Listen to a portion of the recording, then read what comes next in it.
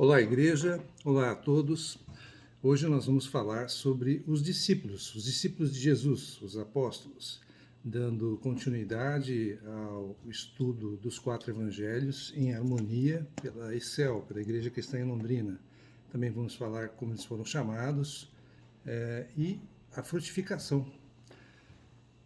Nós temos a colaboração hoje de Augustus Nicodemos, Antônio Júnior, Luciano Subirá e Douglas Gonçalves, que nos auxiliaram na confecção dessa mensagem.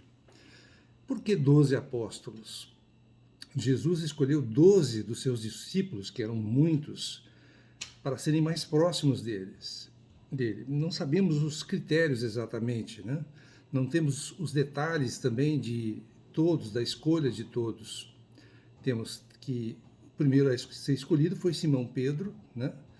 André, seu irmão, Tiago, filho de Zebedeu, seu irmão João, Filipe, Levi, chamado Mateus, né? O publicano, outros como Bartolomeu, Tomé, Tiago, filho de Alfeu, Tadeu, Simão Zelote e Judas Iscariotes, que traiu Jesus, não temos tantos detalhes. Após uma noite em oração, certo dia o Senhor escolhe 12 dos seus discípulos para serem os apóstolos, os mais próximos dele. Jesus falava à multidão em parábolas, mas para esses discípulos, ele os chamava para perto de si e explicava as parábolas. Vamos ler um trecho aqui que é mais importante dessa mensagem, que é Mateus 10, de 1 a 15. Mateus 10, de 1 a 15.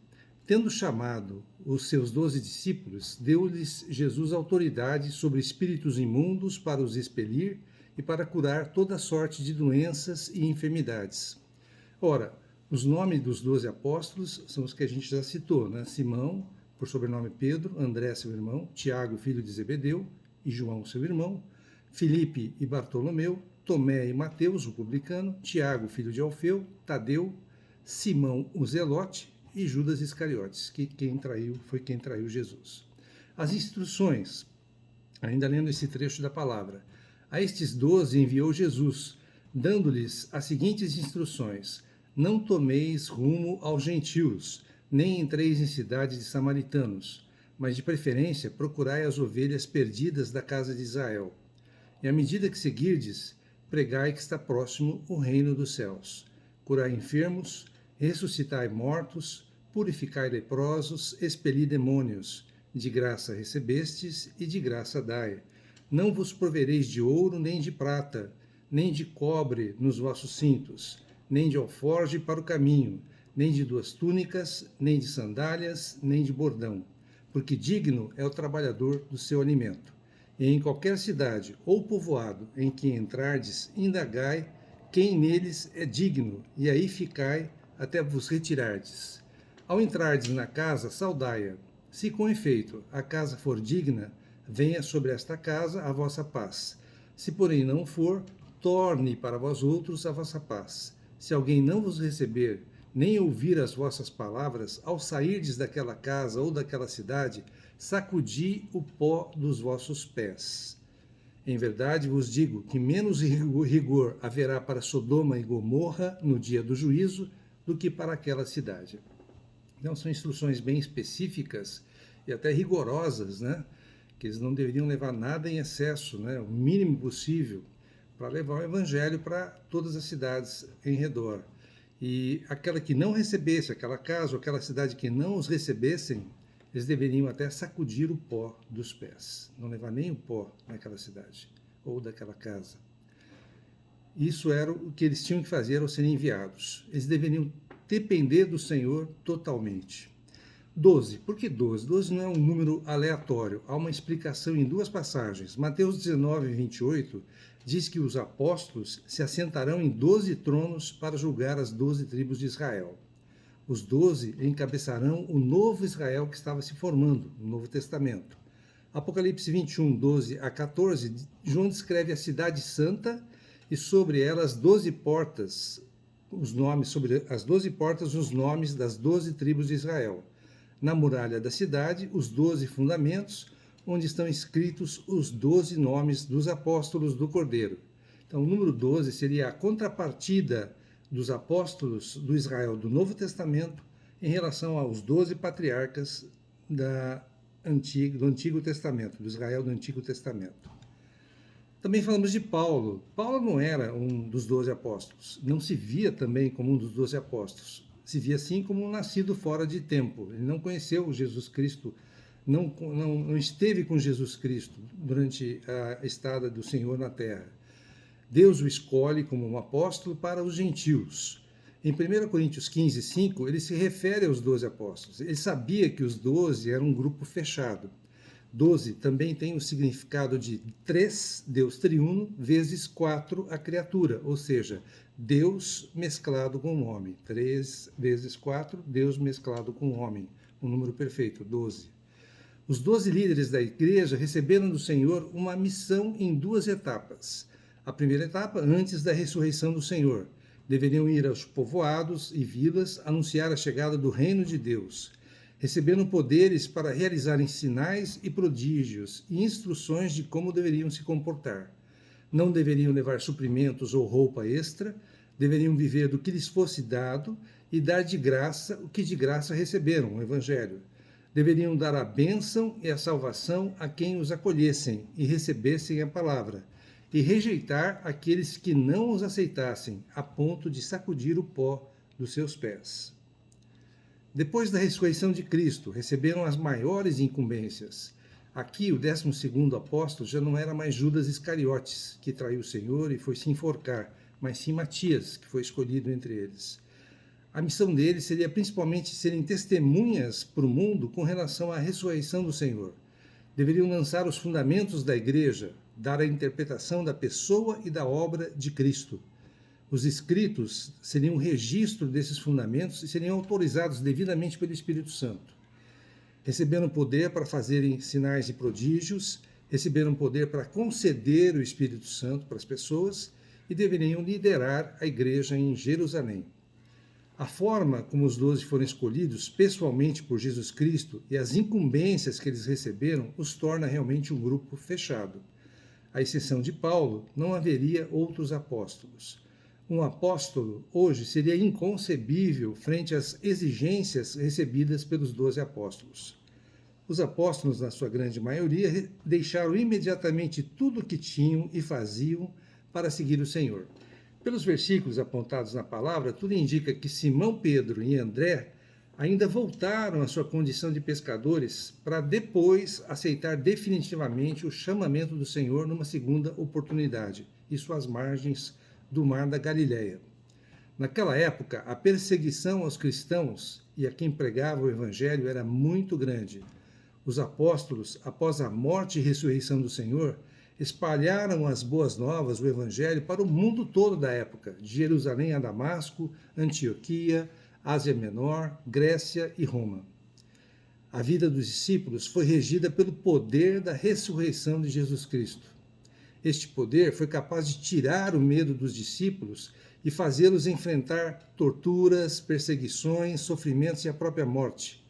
Esse mesmo poder que derrotou a morte derrota em nós hoje o medo, dando lugar a uma esperança viva e eficaz que chama, que clama a volta do Senhor e um anseio de viver a eternidade com Deus.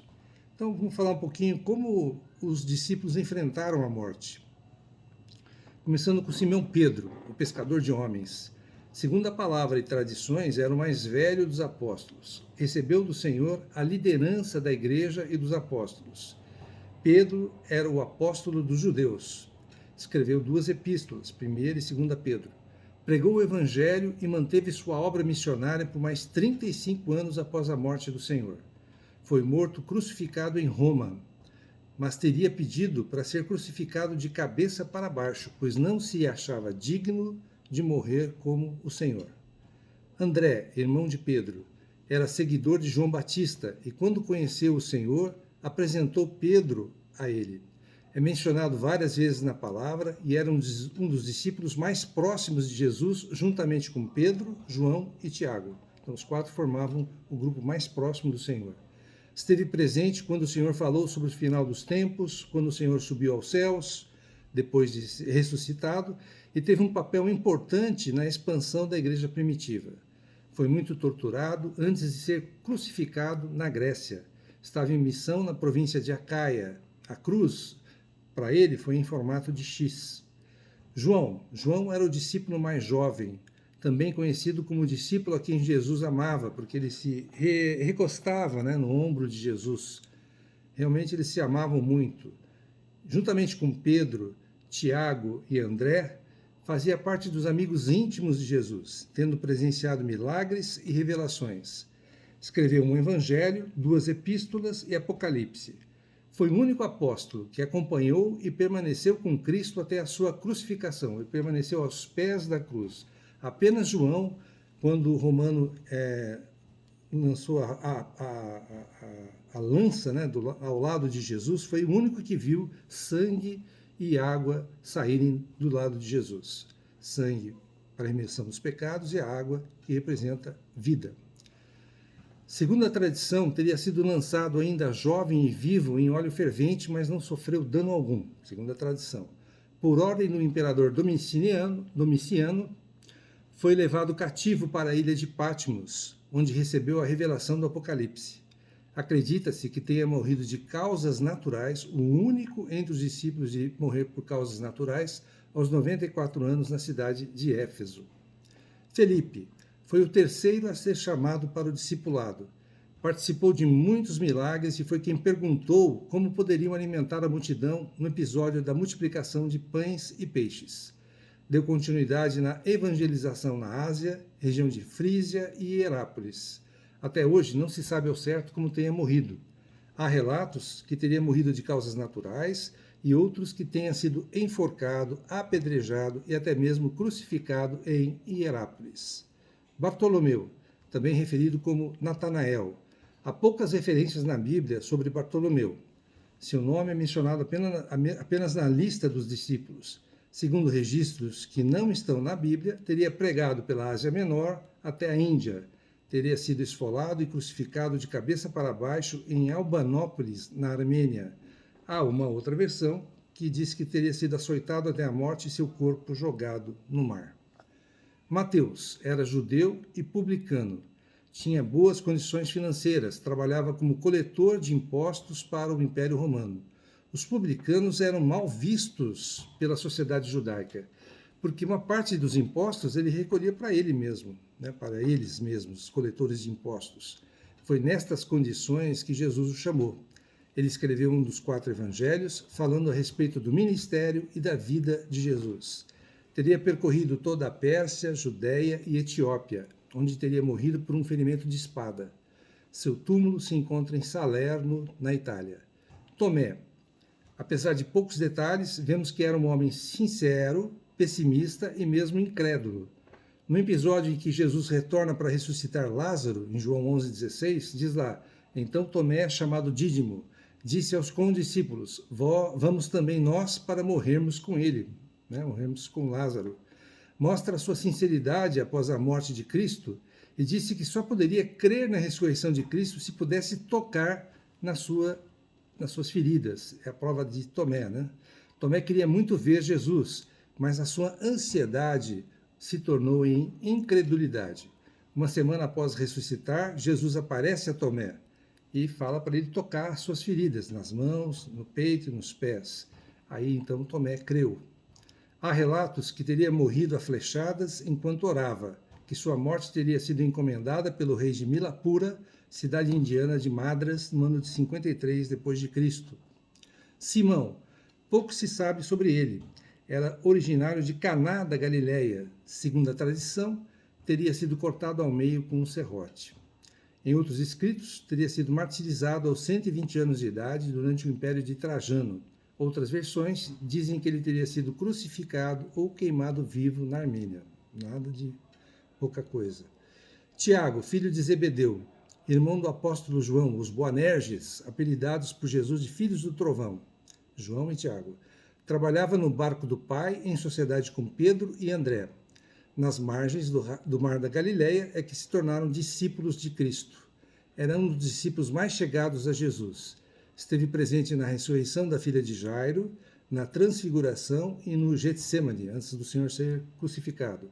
Foi o primeiro apóstolo a ser martirizado e o único a ter um relato bíblico sobre o acontecimento. Foi decapitado a mando de Herodes por volta de 44 depois de Cristo, na mesma ocasião em que Pedro foi preso em Atos 12, de 1 a 3. Tiago, filho de Alfeu. Há poucos detalhes sobre ele.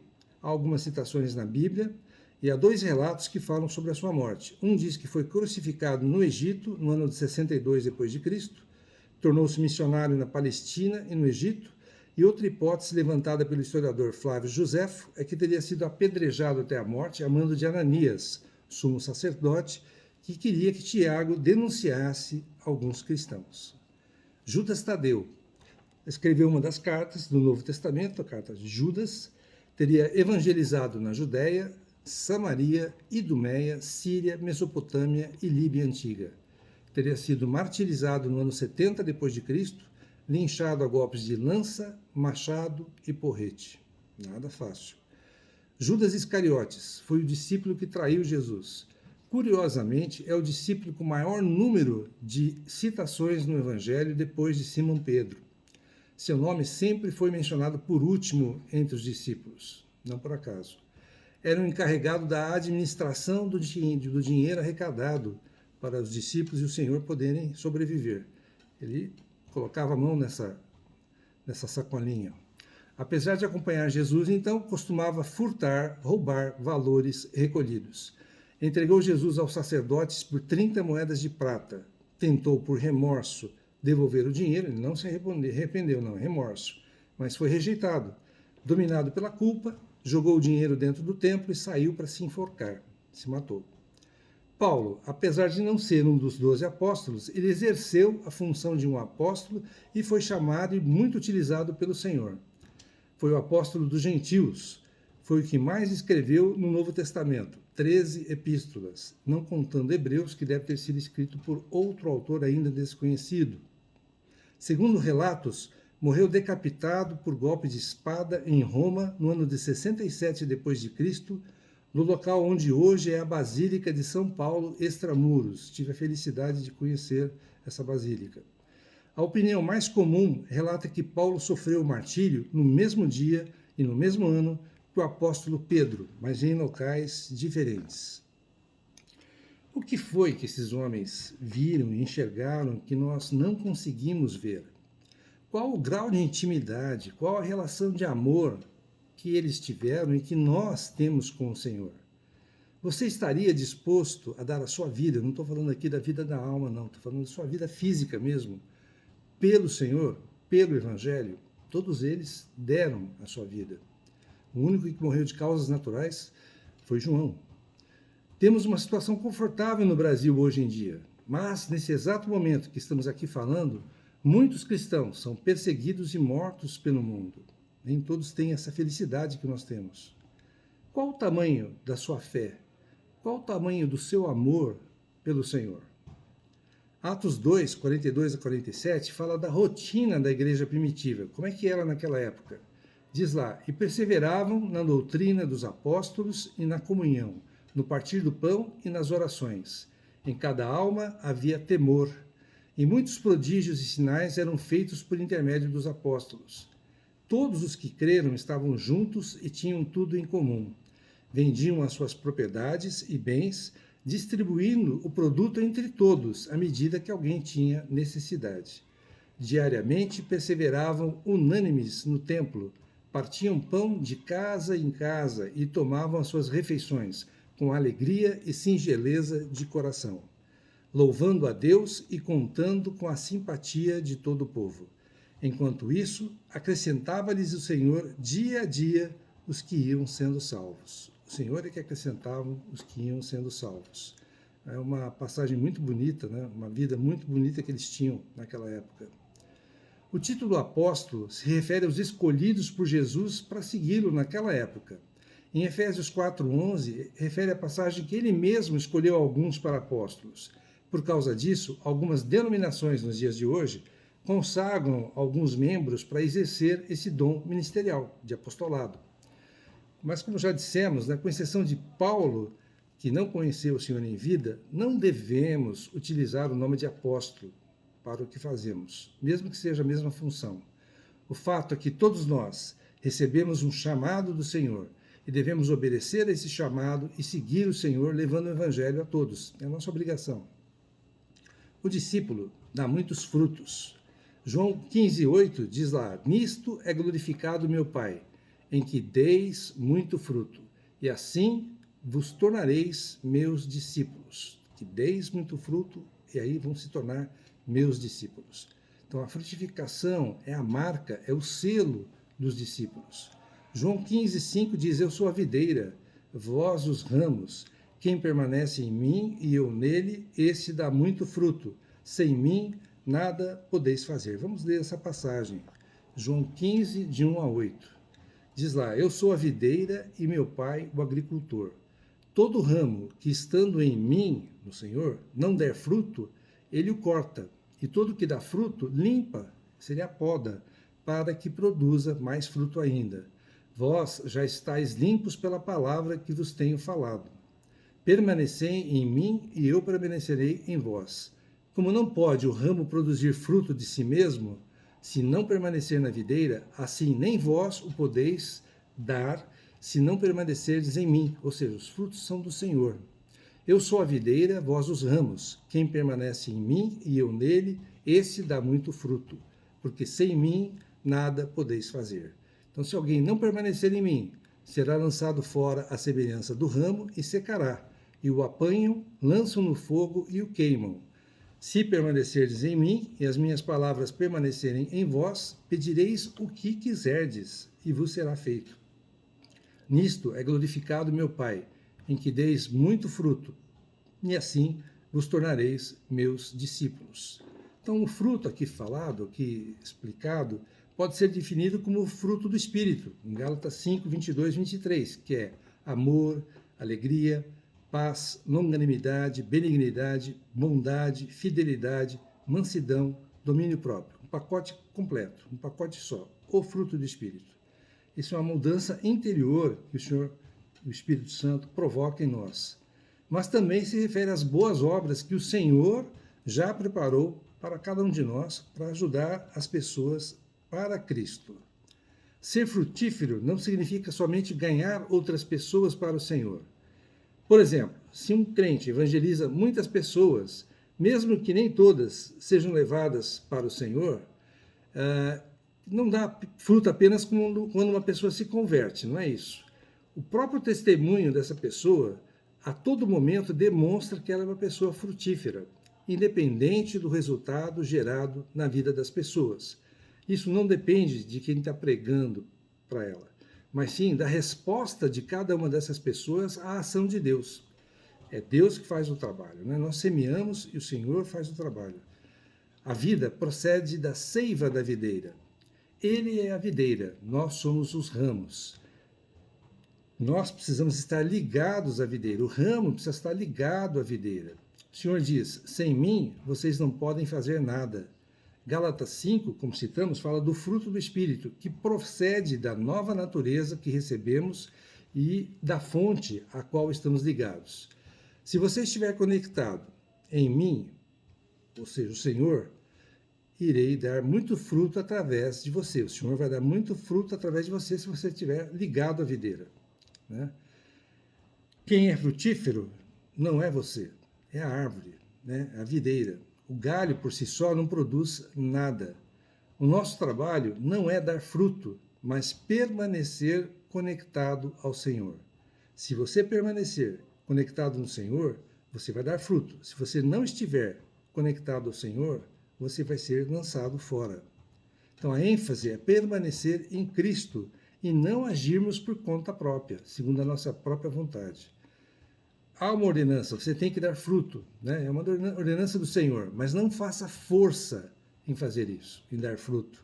Porque frutificar é consequência, é o resultado de estarmos ligados ao Senhor, ligados à videira. Você chega num pé de laranja, você não fala, ó, dá uma laranja aqui agora, né?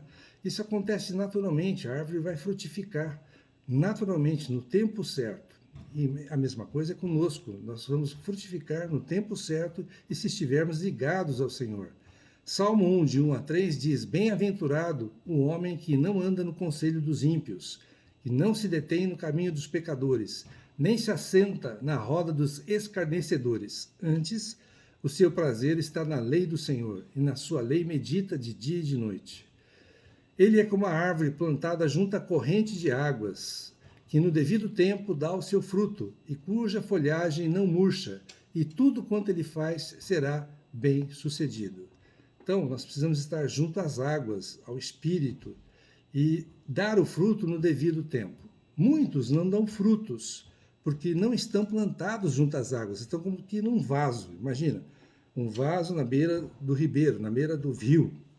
Esse vaso, mesmo estando junto ao rio, né, ele não tem contato com as águas diretamente, não tem contato diretamente com o Senhor, só recebe vida em evento, né, na reunião, quando as chuvas molham um pouquinho, né, não há contato direto, não estão conectadas com o Senhor. E a gente? Será que nós dependemos de eventos, de reunião, dependemos de alguém para nos regar de vez em quando? Nosso desafio é estar conectado diretamente com o Senhor. E o que tem impedido você? Estou falando com você. O que tem impedido você de estar ligado ao Senhor e de dar frutos? Então, o seu desafio não é dar frutos, quantidade de frutos. Seu desafio é permanecer conectado ao Senhor, na videira verdadeira. Os frutos são do Senhor e vão ser produzidos através de você. Evangelizar é uma ordenança do Senhor. Ide, evangelizai, pregai, levai a palavra a todos os cantos da terra. O Senhor fala isso. Para todo aquele que crê, isso é uma ordenança, mas não se limita apenas a isso. Também devemos levar em conta como vivemos, o nosso testemunho, o testemunho que damos, a nossa conduta, o nosso crescimento espiritual. Podemos testemunhar do Senhor mesmo sem abrir a boca, concordam? Sem abrir a boca, as pessoas podem ver em nós que nós temos o Senhor, que nós estamos ligados à videira. Algumas verdades. Nosso relacionamento com Deus, João 15:5, fala em permanecer no Senhor. Então podemos dar frutos e seremos considerados discípulos de Jesus. 15:4 fala: permanecer em mim e eu permanecerei em vós. O que é permanecer no Senhor e Ele em nós? É o nosso relacionamento com o Senhor, além de cultivarmos a fé. Isso é o que acontecia com os apóstolos, existia um relacionamento íntimo com o Senhor. Atos 4:13, ao verem a intrepidez de Pedro e João, sabendo que eram homens iletrados e incultos, e realmente quase todos os apóstolos eram iletrados e incultos, eram simples, né? Admiraram-se e reconheceram que haviam eles estado com Jesus, simplesmente pela intrepidez que eles demonstravam, pela atitude que eles demonstravam. Então, embora hoje ninguém esteja fisicamente com Jesus, as pessoas podem permanecer e podem perceber as evidências do nosso relacionamento com o Senhor. Então, aquilo que fazemos é uma extensão do que somos. Nós somos o que fazemos e o que fazemos representa o que somos. Hebreus 11:6 diz: de fato, sem fé é impossível agradar a Deus, porquanto é necessário que aquele que se aproxima de Deus creia que Ele existe e que se torna galardoador dos que o buscam. Então Deus, Ele é galardoador, Ele dá um galardão, Ele dá um presente para aqueles que o buscam. Quando permanecemos no Senhor, o que fazemos é automaticamente uma extensão do nosso relacionamento com o Senhor. Se nós não temos um relacionamento com o Senhor, nós não vamos expressar nada. Mas se temos um relacionamento com o Senhor, nós podemos expressar o próprio Senhor e até sem falarmos nada. Nisto é glorificado meu Pai. Frutificar não é alcançar um alvo para nos orgulharmos, para olharmos para nós mesmos e dizermos assim, eu sou o cara, eu faço isso, eu faço aquilo. Não. Precisamos ter a motivação correta. Não é apenas agradar a Deus, mas glorificá-lo. Houve um momento em que os discípulos disputavam entre si qual seria o maior entre eles, tanto em cargo como resultados. Mateus 18, de 1 a 5, fala que aquele que se humilhar como uma criança que o próprio Senhor Jesus chamou, esse é o maior no reino dos céus. Se formos nessa direção de queremos ser o maior, o melhor, vamos deixar de agradar ao Senhor e deixar de dar a devida glória a Ele. Os fariseus normalmente se orgulhavam da sua dedicação, do seu saber das Escrituras, mas não agradavam a Deus com isso. Em Lucas 18, de 9 a 14, uma outra parábola do fariseu e do publicano fala de alguns que confiam em si mesmos exageradamente, se acham justos e desprezam os outros. O fariseu orava para si mesmo, dele para ele mesmo, um tipo de oração que Deus não ouve, de maneira alguma. Com esta vanglória, ele se distanciava de Deus. Deus resiste aos soberbos, mas dá graças aos humildes. O publicano, por outro lado, nem ousava levantar os olhos aos céus para orar e pedia: ó Deus, sê propício a mim, pecador. Todo o que se exalta será humilhado, mas o que se humilha será exaltado. Então, não precisa nem dizer que o publicano foi exaltado e o fariseu foi humilhado.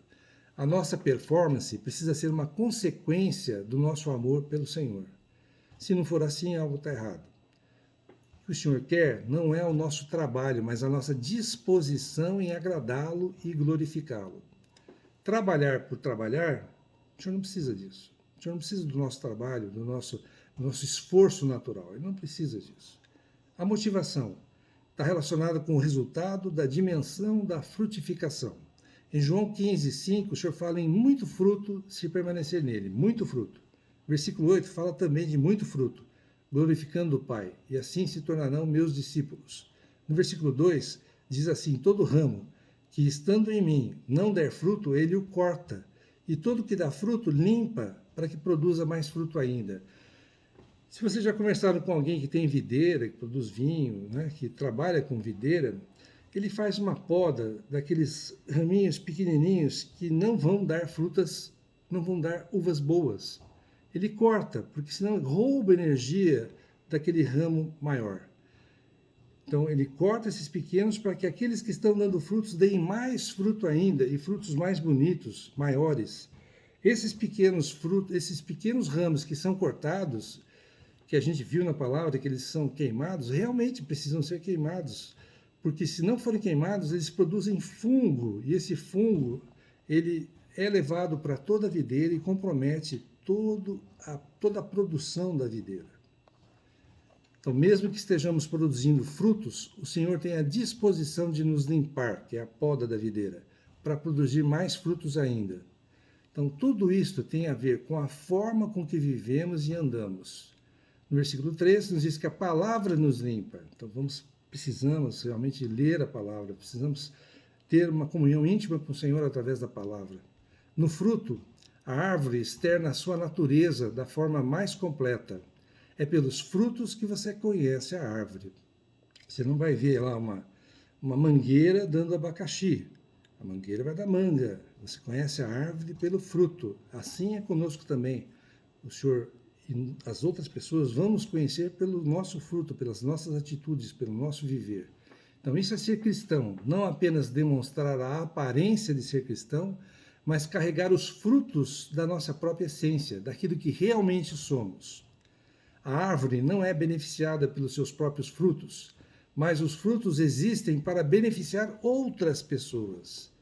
A árvore frutifica em razão de outros. A árvore não precisa dos seus frutos, os frutos são para outros poderem se beneficiar. Nós precisamos expressar Cristo em função dos outros, né? Não em função de nós mesmos, mas para ajudar, para beneficiar outras pessoas. Então precisamos viver para dar glória a Deus e de acrescentar vida para as outras pessoas. Os discípulos, nós estamos incluídos entre eles, foram chamados para dar frutos e muitos frutos.